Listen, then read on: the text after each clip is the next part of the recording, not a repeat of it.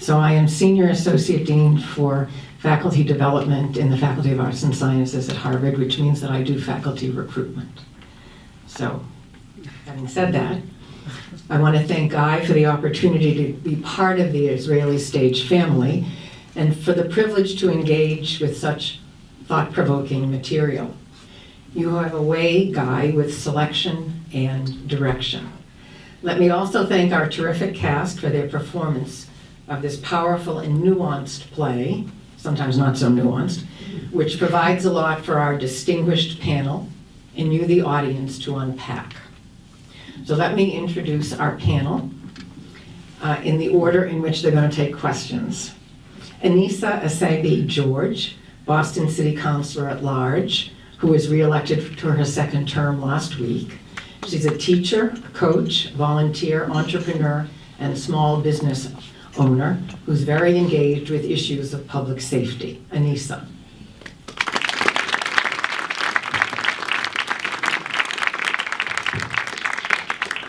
Lawrence Summers, Charles W. Eliot University professor at Harvard, former president of Harvard University, with whom I have had the pleasure to work closely.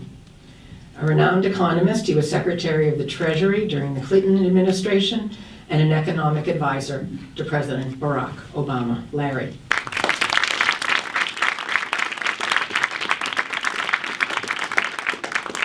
Jeff Weiss, president of Lesley University, an international consultant and expert in negotiation and mediation, and partner and co-founder of Vantage Partners, a global management consulting firm. Jeff.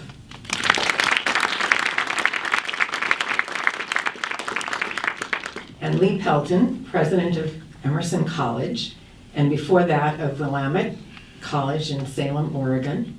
He's held decanal positions at Colgate and Dartmouth, and I have had the good fortune to know him from his earlier days at Harvard.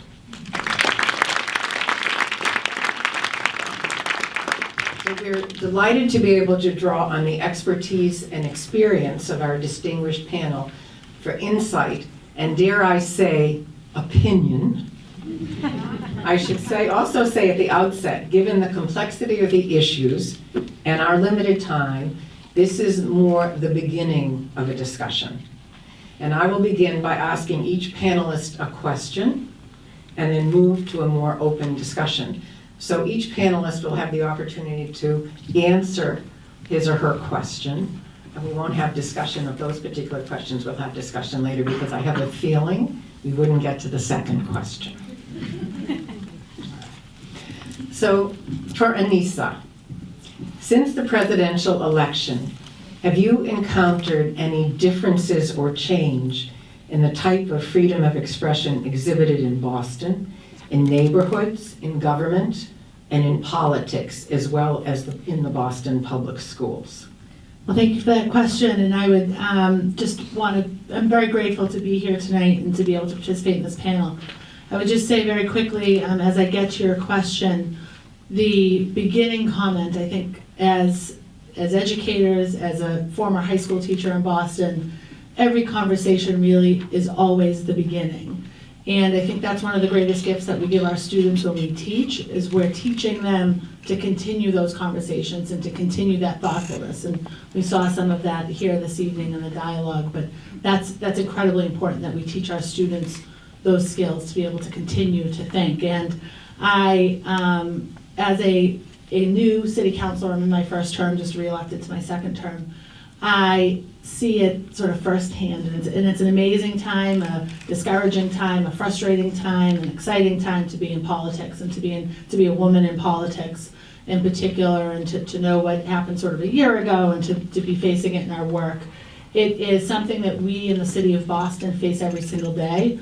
And as a local elected official, I often think about how close we are to the residents and the protections that we really create from some of the things that are happening on the federal level and how important that is. I think about the Women's Day March that happened at the beginning of this year and how that was a reaction to what's happening nationally. But I think most specifically about the students I used to teach.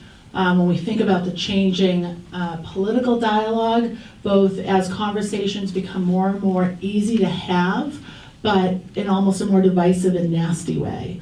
So we've been more comfortable to speak out. But sometimes the voices that we hear are the most disrespectful voices and the most divisive voices, the most hateful voices.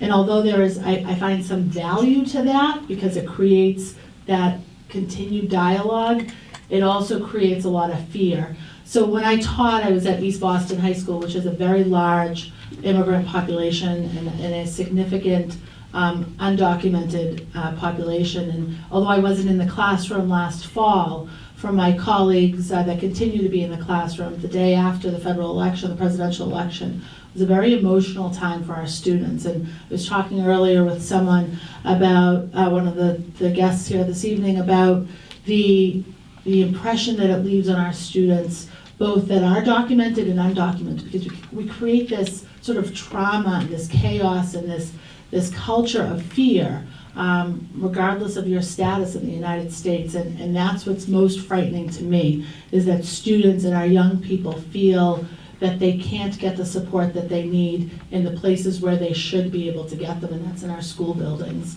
And in our city, because that's where the closest to them, we should be most responsive to them. I also find when we think about social media, because we heard a lot about social media today, people are more brazen in their comments on social media, and they're much more hateful and nasty and direct, as opposed to critical and creating that really important dialogue. Thank you. Thank you. Larry. How much leeway is there within the concept of freedom of expression in the classroom?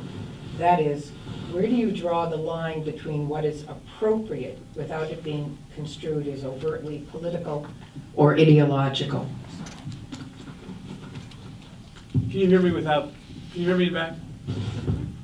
Look, I want to just first thank you, Laura, thank Lee, thank everybody for the chance to be part of this. I thought the play was fascinating and pointed up the richness and complexity of these issues in really a quite wonderful, wonderful way. Look, I don't think there are any absolutes in this. If you're in math class, you're not allowed to teach that 4 + 7 = 12. You don't have the freedom to teach that.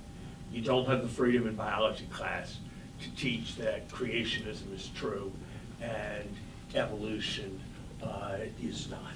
So there isn't an absolute privilege in a classroom to teach what you want. You also, I believe, have an obligation to present material in a relatively balanced way, and you have an obligation not to recognize the power that you have over your students, and to be very careful about expressing views in a way that will cause them to feel that they have to get in line with you, or they will be put at a disadvantage. I'll give you 2 examples from my time at Harvard. There was a view that many students had, and some professors had, that our required introductory economics course was tilted to the right because of the views of the professor who taught it. I wasn't sure that they were correct in that view, but I thought for the required economics course, it was a legitimate conversation for the economics department to have. There's another incident where I feel strongly that I was right, but I would guess a majority of people at Harvard thought I was wrong.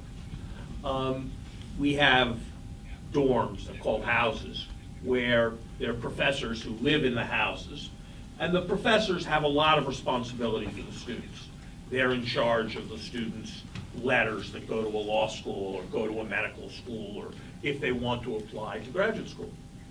And the professors who ran one of our houses used the house message system to say that the Iraq War was terrible, that there was a downtown protest of the Iraq War, that they would be going, and that they very much hoped that since the war was immoral, that their students would join them.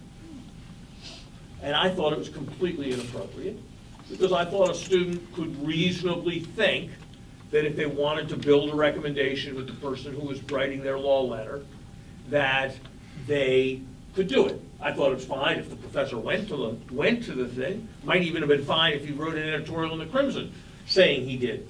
But to use the House system to do that, I thought was wrong. So yes, I do think that there has to be some limitation. You are given the classroom. It's not like you have an unfettered right to say whatever you want in the classroom with the students that Harvard provides you. On the other hand, and this is pointed up by something in an issue that very much ran through the play, I think the one illegitimate argument for censoring a student and for censoring a teacher is that it will make students uncomfortable. I think the point of an education is to be made uncomfortable. So if there's a suggestion that students are being coerced, if there's a suggestion that intellectual material is not being presented legitimately, yes. If there's a suggestion that a particular book is offensive, or that a particular opinion is offensive to some students, well, my view is if you don't get offended badly by something that happens in your four-year education has failed you. And so that line of argument for restricting the freedom of expression, I think very problematic. Thank you. Jeff, and will you use the microphone? I have to admit, I spent 12 years at West Point. I'm confident I can get back there. Oh, okay. I pulled my shoulder out as I went up, so this arm is numb. Okay. We okay? Yeah. Okay. Get you standing attention. We do need it just in the back, thank you. Okay. I'll do my best. Have you encountered hate speech on your campus, and how have you handled it, if so? So, I have to say, Laura, watching this is actually my typical Sunday night, and I'm not joking at all. And what I see in this is not only, here's my concern in what I see in this. It's not the issue. So hate speech, do we see overt hate speech at Lesley, posters, speakers? No. Do we see incredibly complex issues around free speech and how to engage in dialogue? Yes. Let me be clear about where I came from. I'm a transplant. I spent 30 years in international conflict resolution.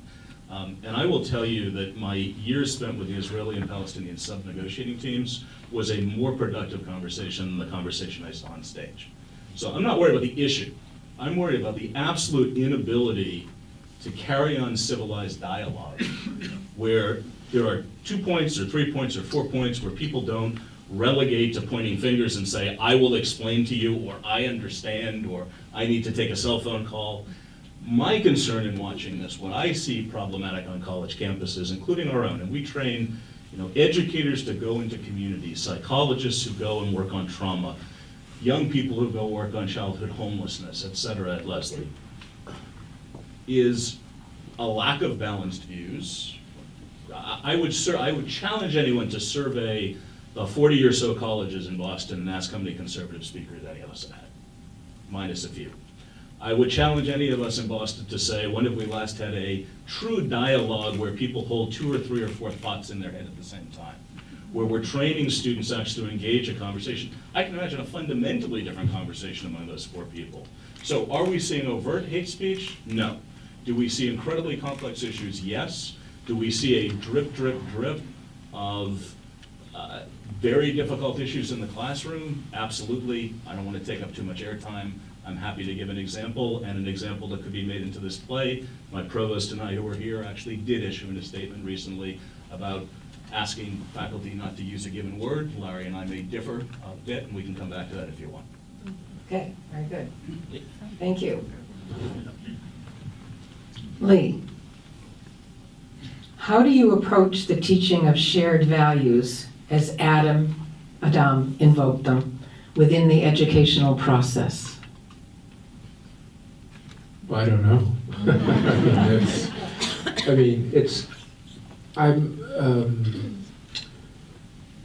I guess I would dispute somewhat the notion that classrooms must be governed or characterized by shared values.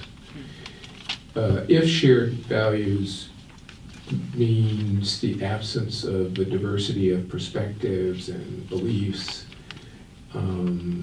and opinions and ideas, because it is our expectation, I believe, that the classroom, particularly in college, it may be distinctive from the classroom in high school, where there's a more loco parentis kind of atmosphere, but in college, our shared value is that that we have professors, where appropriate, that will allow his or her students to engage in debate and discussion, not only about ideas, but about, historical perspectives or social perspectives. And that's what we try to achieve. And obviously, what we saw today is that this evening, is that so much of how we think about speech in particular instances is contextual, and trying to understand the context is so important. Although sometimes it's nearly impossible to do that. There's a growing sense among, I think, this generation of students that speech is the moral equivalent of conduct. And we tend not to think that is true. On the other hand, the Supreme Court has visited this issue twice and have come out with diametrically points of view. So the courts have said, for instance, that burning a flag is not constitutionally protected. So that's a form of speech, but it's also a kind of conduct. Burning a draft card is constitutionally protected. Both of those are 100% acts of expression and 100% conduct. So, this is a mystery that we have to unravel. And I think for those of us who take the sort of approach that speech is not conduct, I think there's some evidence to the contrary to suggest that a reasonable person could argue. I'm not saying I'm arguing this, but a reasonable person could argue that it is conduct. And if it is, then you may treat it differently than you do other kinds of speech that are not. Thank you. I think you've all provided very, very interesting responses to a range of issues that were expressed or not expressed in the reading. And I'd like to pick up on a few things. But first of all, when I think about what students used to bring to their experience in college, there used to be more of a shared experience and a shared education. And we don't have that today. We have many, many different kinds of experience feeding into our classes and our classrooms. And it makes it harder, I think, to put our arms around what it is that many of them need in order to feel comfortable in the classroom, or to take a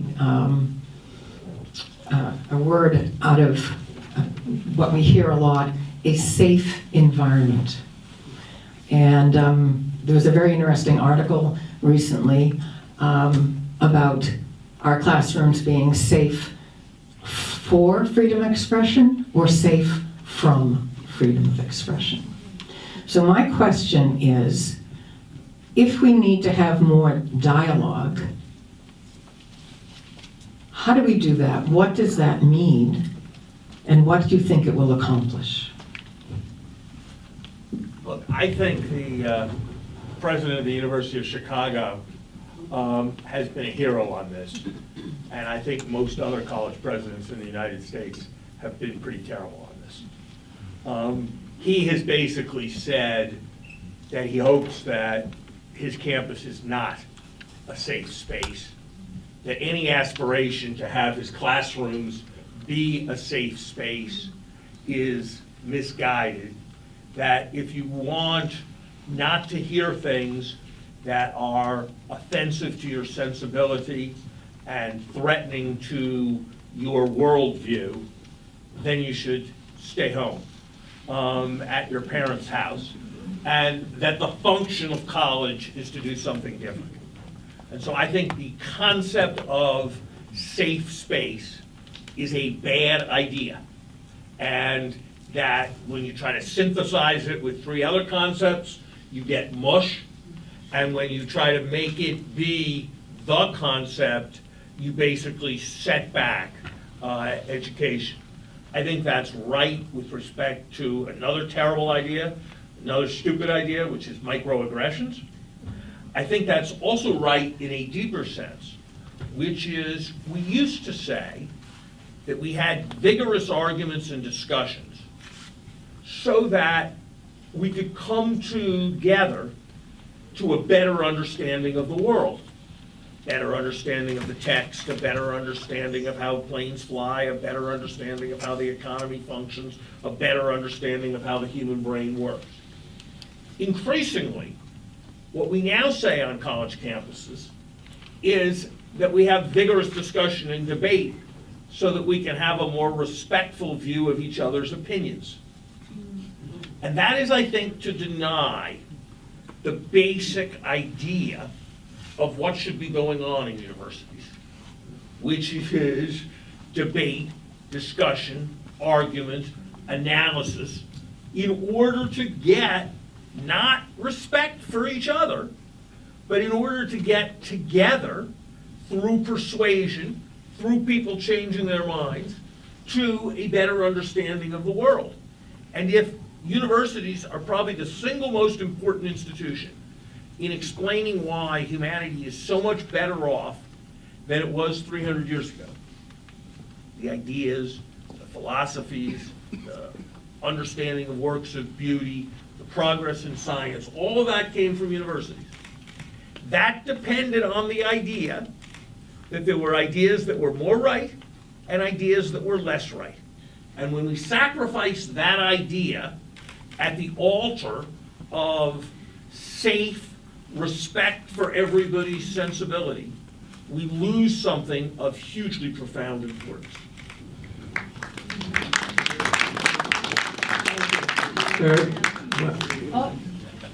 Well, I don't think it's the disjunctive. I don't think it's an either or. I say to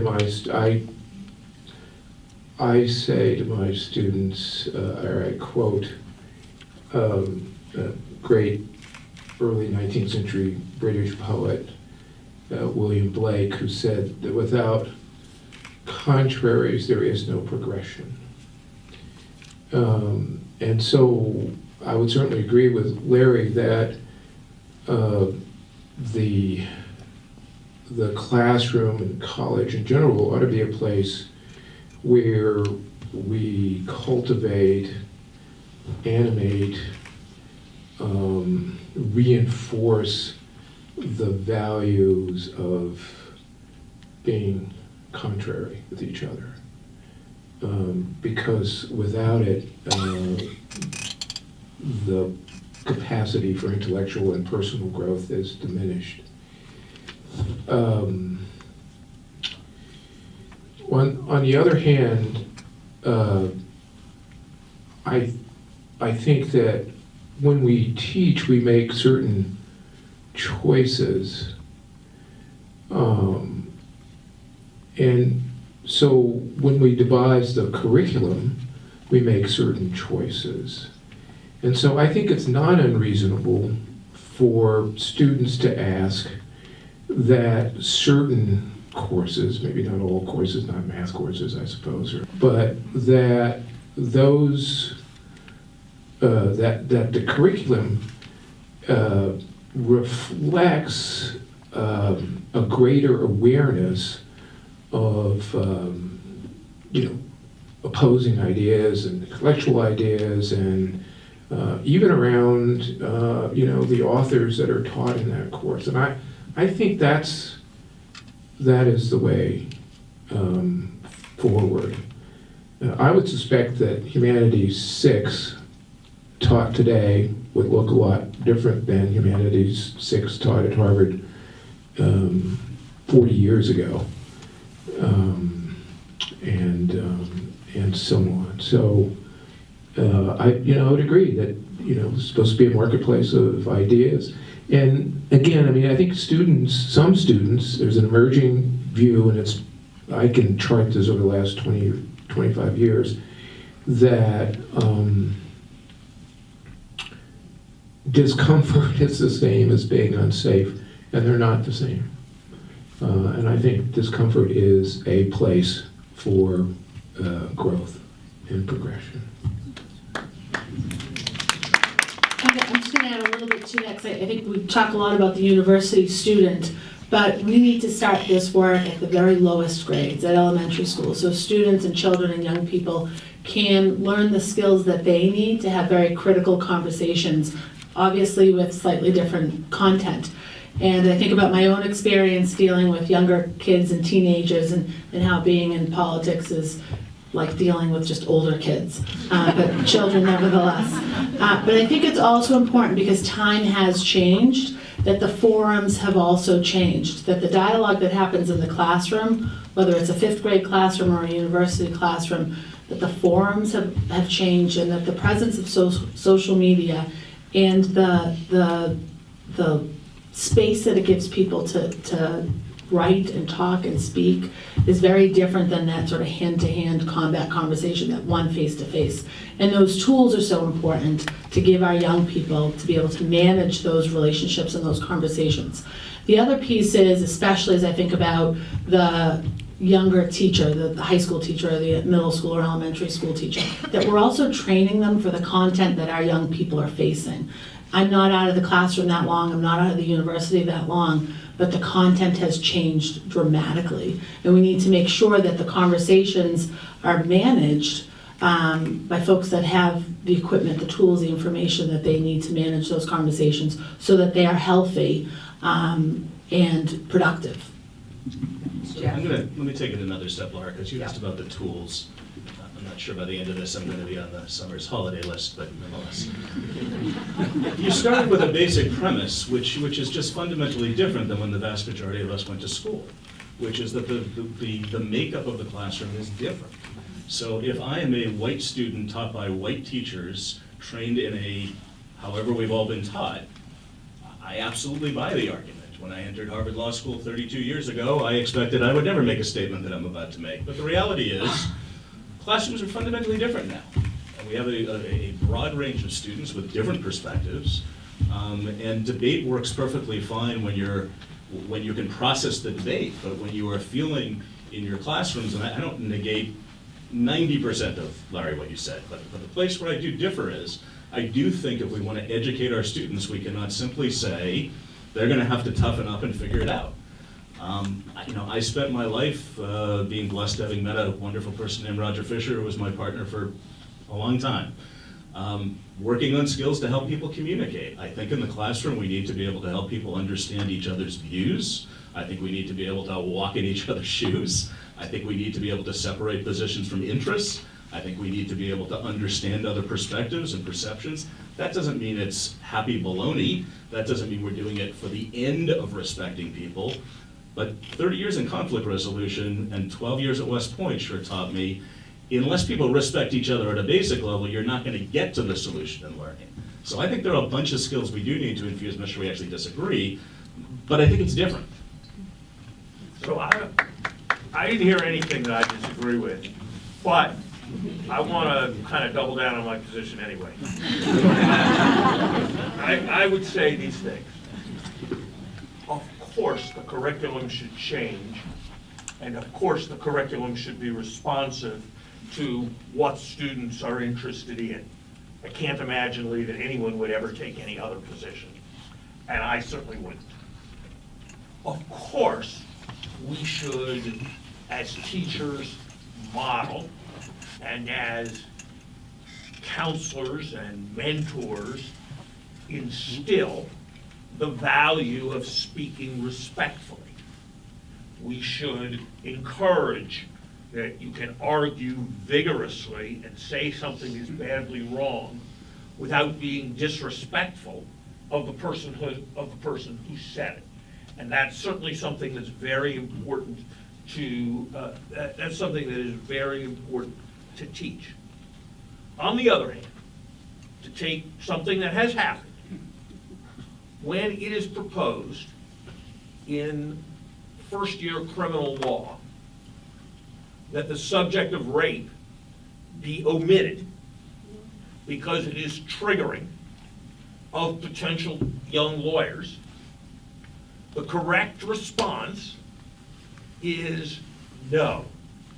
And you don't understand what the issues are and what the purpose of the university is if you are proposing that it be omitted from the first year class. That doesn't mean that what they taught 25 years ago in that section of the course is what should be taught today, that it shouldn't be informed by a whole set of progress, but the suggestion, which has been made with great seriousness and adopted at a significant fraction of the law schools in this country, is indicative of a hugely serious culture problem. When it is suggested that what is generally regarded as the greatest American novel, Huck Finn, cannot be taught, that is wrong. It's not a good subject for debate. It's not a mutually respectful thing. That is a bad idea. And universities need to stand for the idea that we don't omit class, we don't omit important areas of crime from courses because they're at risk of being sensitive for people, that we don't omit great novels because they're going to be sensitive to people, that when it is proposed, as it has been proposed, though to a much lesser extent, that physics be taught with fields rather than forces, because forces are kind of a male concept. The right response is to label that a nonsensical suggestion. And you all are laughing, but we live in a world, we live in a world where that's not, where these things, where there are real problems on America's college campuses along the lines of what I'm talking about. Let me say one other thing, if I could. Just one. Just one. Because it's a different issue, but it's actually a real thing. It actually affects me, and I don't know what to do about it. I teach a blander, it's not that bland, don't worry. I teach a blander, less interesting class than I did 15 years ago, because I think there is a substantial chance, based on experience, that anything really sharp that I say will be tweeted without its full context in a way that may cause me significant embarrassment. And I don't know what exactly to do about it. I'm not sure it's really a great idea to say that students can't tweet what they learned in class. So I don't actually have a theory of the case, but my class is less interesting, and I don't say things that would be, I don't use really vivid examples that I would otherwise use and that would be illuminating, I think, for students, because I just am afraid of what they would look like when tweeted or when summarized in some student's blog. And so that's a different aspect of social media than we've discussed here so far. Okay, thank you. Any You know, comment? So Larry, I'd agree with you, and as someone who taught pub film, I certainly would agree with you. But I would warn us against concluding from those examples that they are representative of what is happening on colleges and universities today.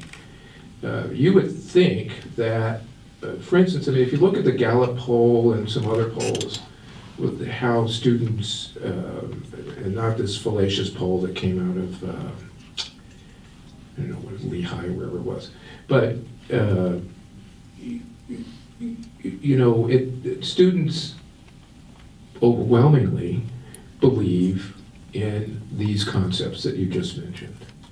And so I would agree with you, but I don't think that they represent, I don't think that these issues that we've been discussing, this sort of dumbing down of education, represents what is happening broadly across American colleges and universities. Now, someone would have to show me some data that suggests otherwise, but I haven't seen any data that suggests otherwise. My reading of the polling, Very briefly. yeah, very good. My reading of the polling actually is quite different. It's that when students are asked, should there be free speech, or should there be, if that means that some people are made substantially uncomfortable, large numbers of students on American campuses believe that it's okay to restrict free speech in order to make people comfortable. And I think that's because most administrations well, we're for free speech and vigorous exchange of ideas, but we really don't want there to be too much discomfort. Right, but I would, Larry, because this is right up your alley, that poll that you're talking about has been proven to be junk science. That is not, and you look at the Gallup poll and some other polls and you'll see a different point of view, but it is that poll that you're talking about that hit the press, but it would not pass any sort of test of polling test with any kind of rigor, and I can show you that if you're interested. So I think what this demonstrates is how much there is to talk about this. And we're never going to end it, but I'm afraid that we have to do it at this point because we are out of time. But I want to extend my gratitude to this wonderfully distinguished, thoughtful, and thought-provoking panel for their contributions, and to all of you for coming out to support Israeli Stage. Thank you.